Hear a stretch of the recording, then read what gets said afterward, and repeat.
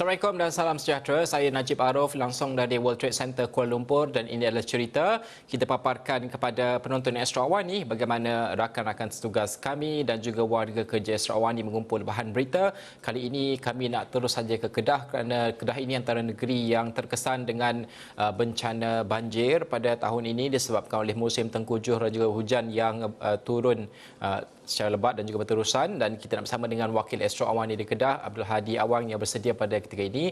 Hadi, di mana tempat Hadi berada pada ketika ini? Saya difahamkan ada beberapa kawasan yang air sudah pun naik tinggi melebihi 2 meter, paras 2 meter, dan juga ramai penduduk dan juga ahli keluarga yang dipindahkan ke pusat pemindahan sementara. Di mana kawasan Hadi berada pada ketika ini? Okey, terima kasih Najib di studio, dan seperti dimaklumkan Najib, negeri Kedah antara negeri yang terkesan dengan fenomena ataupun situasi banjir yang berlaku dalam negara ketika ini, dan semalam saja dilaporkan dua daerah terlibat, iaitu daerah Kulim dan juga daerah Kuala Muda, iaitu di sekitar Sungai Petani ini, di mukim Sungai Petani ini.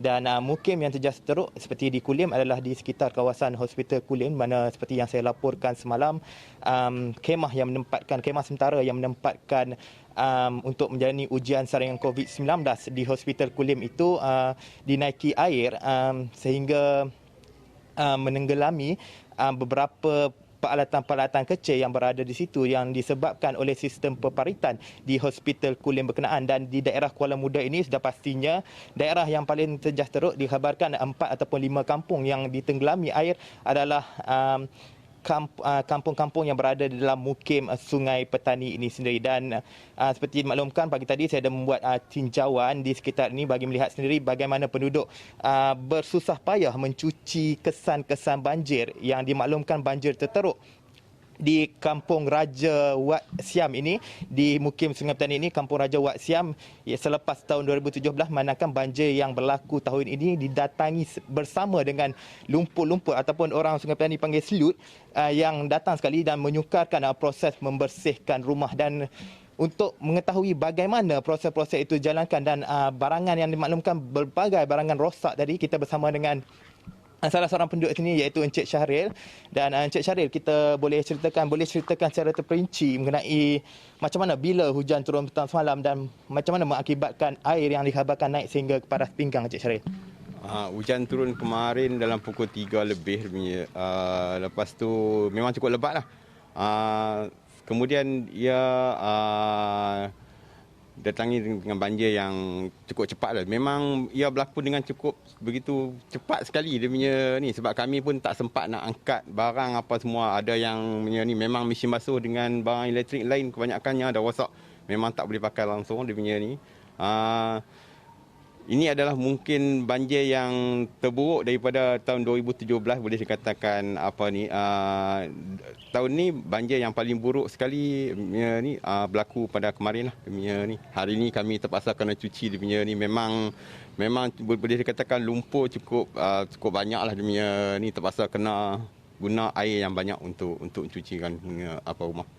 Okey, Cik Syahril, kalau boleh Cik Syahril bawa kita tengok sendiri macam mana keadaan di sekitar rumah Cik Syahril ni sendiri, macam mana paras air tu macam mana ke Cik Syahril? Air naik sampai ke paras tinggal lepas pada tingkat dia punya dia memang dalam rumah pun sudah sampai ke tangkap pinggang punya ni, tambah dekat luar lagi tambah dalam lah dia punya ni. Kebanyakan barang memang tak sempat untuk selamat. Okey, Cik Syahril, difahamkan kita untuk mencuci kesan-kesan banjir ni bukan manggil masa sehari lah. Kalau kita tengok banjir macam ni, dan kita tengok cuaca petang ni pun macam dah mendung, macam betul-betul nak hujan macam semalam juga. Macam mana persediaan Cik Syahril sendiri lah untuk menghadapi benda ni? Kebanyakannya barang kami tak betul-betul simpan elok lagi punya ni. Yang mana yang stay tinggi, kami still angkat bagi tinggi lah dia punya ni. Takut dia ni dengan keadaan cuaca sekarang dia ni, hari ni pun kita tak tahu macam mana lagi ni dengan keadaannya ni. Yang mana yang kata apa basah-basah tu kami dah jemur tadi punya ni. Alhamdulillah hari ni pagi tadi cuaca pun nampak cantik dia punya ni. Kita boleh jemur yang mana boleh punya ni, bagi kering ni punya kita boleh simpan lah. Dengan keadaan sekarang punya ni, yang mana yang masih kami angkat tinggi, still kami biar bagi tinggi lah. Okey, Najib, Itu antara yang diceritakan Cik Syahrir. Macam mana kalau kita lihat di luar rumah Cik Syahrir ni, antaranya adalah peti ais, mesin basuh dan sebagainya, kerusi-kerusi, sofa yang diletakkan, ada yang peralatan-peralatan yang dibuang ke dalam tong sampah yang tak dapat digunakan akibat kejadian banjir yang berlaku semalam yang dikatakan paling terburuk sejak tahun 2017, dan sudah pastinya mereka berharap persediaan yang dilakukan pekan petang ini dijalankan dengan lebih terperinci memandangkan keadaan ketika ini memang hendak berlaku seperti semalam, Najib. Hadi, bukan sahaja kawasan perumahan yang berlaku banjir, hospital di Kulim juga berdepan dengan suasana banjir ataupun fenomena banjir. Mungkin Hadi boleh ceritakan laporan pada hari ini kita melihat kepada kawasan tersebut? Okey Najib, sebenarnya dari semalam lagi saya sudah mendapatkan maklum malas daripada Exco Kesihatan dari Kedah berkenaan dengan situasi yang berlaku di Hospital Kulim di kawasan khemah yang menempatkan khemah sementara yang di mana di situ dijalankan ujian saringan COVID-19 dan juga khemah sementara untuk saringan kesihatan kecemasan. Dan menurut Exco Kesihatan Negeri Kedah, banjir yang berlaku di situ adalah akibat sistem peparitan di kawasan tempat letak kereta yang terletak di kawasan sedikit atas daripada kawasan yang menempatkan khemah berkenaan.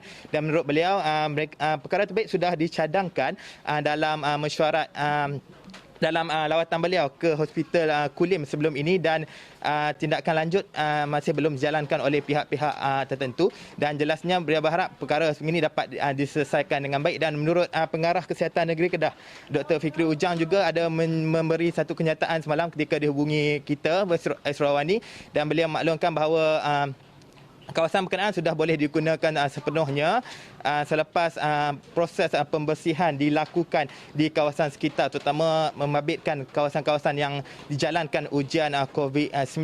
Dan Najib, sebenarnya tadi pun ada Exco Alam Sekitar dan Perumahan datang ke sini membuat tinjauan, dan kami sempat bertanyakan bagaimana adakah sistem peparitan ini menjadi masalah utama berlakunya banjir khususnya di negeri Kedah, dan beliau menjelaskan bahawa akan membawa usul cadangan untuk melaksanakan rancangan tebatan banjir di daerah Sungai Petani ini bagi memastikan segala permasalahan berkaitan banjir khususnya yang air naik sehingga ke paras pinggang seperti di Kampung Raja Wat Siam ini tidak berlaku pada masa akan datang, meskipun perkara rancangan RTB itu tidak dimasukkan dalam RMK 12, dan satu mesyuarat akan diadakan Rabu ini khususnya dalam membincangkan mengenai perkara ini secara terperinci bersama dengan Menteri Besar dan beberapa exco lain, Najib.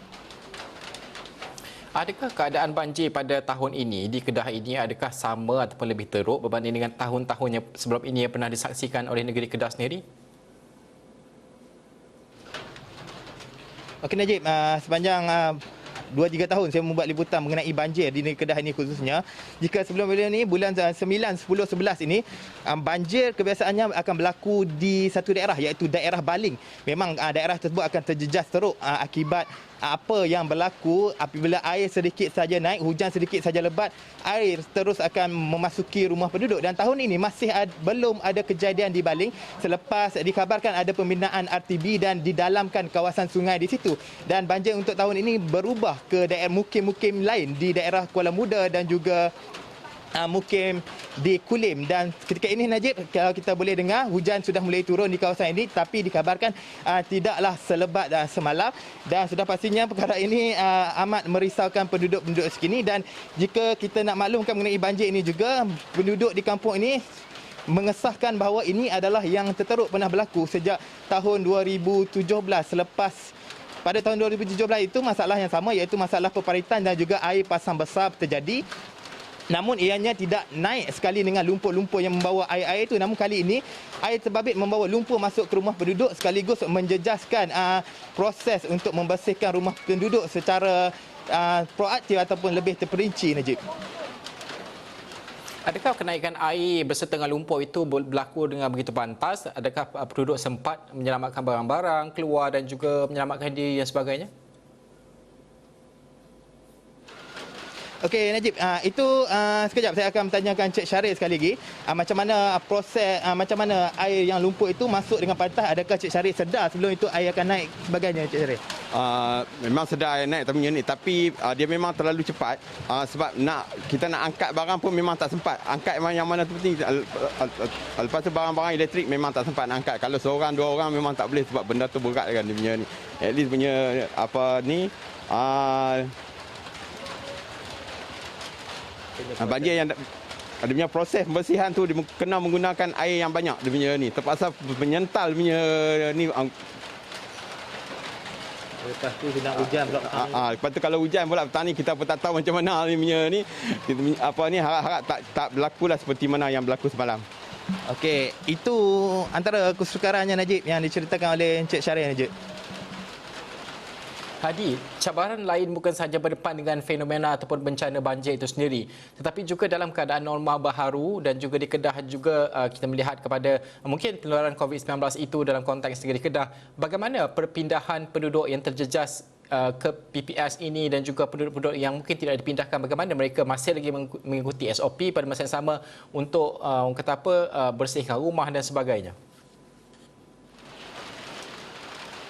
Okey Najib, sebenarnya sebentar tadi ketika kehadiran Exco Alam Sekitar dan juga Perumahan datang juga ke sini adalah Ketua Polis Daerah Kuala Muda, Tuan Azli Abu Shah. Beliau maklumkan bahawa pihak polis sentiasa akan memantau proses pemindahan penduduk dari rumah ke pusat pemindahan sementara ataupun PPS di sekitar dan di sini.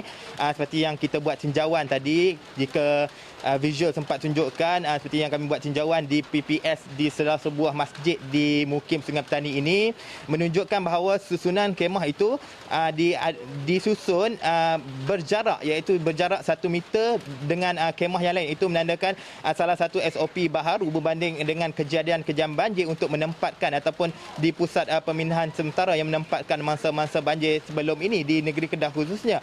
Dan sudah pastinya sebelum memasuki kawasan PPS itu sendiri, segala maklumat perinci mengenai penduduk dan penduduk juga perlu scan MySejahtera dan juga menulis nama secara manual bagi memaklumkan bahawa mereka check in ke kawasan PPS terbabit bagi memastikan sebarang perkara, jika ada berlaku sebarang perkara tidak diingini selepas ini, pastinya ia akan memudahkan proses pencarian data oleh pihak-pihak berwajib. Najib.